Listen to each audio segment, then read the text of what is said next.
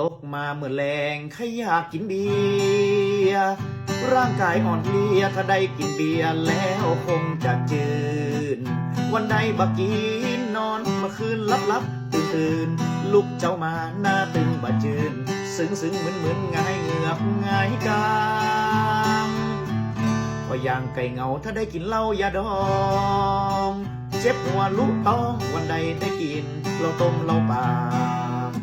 เหล้าขาวขวดใหญ่กินแล้วตุ่มออกแขนออกขาเหล้าหงต้ม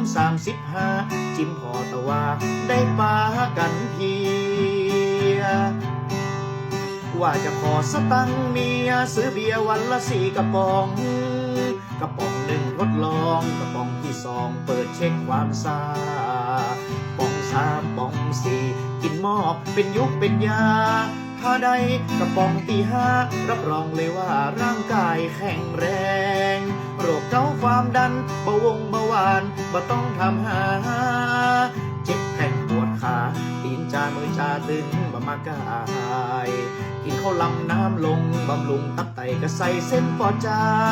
ยาดีบ่ต้องไปซ้อตีในฝากเอิ้นบอกไปคือเมียได้ยินอยากกินเบียร์บ่เฮ้อ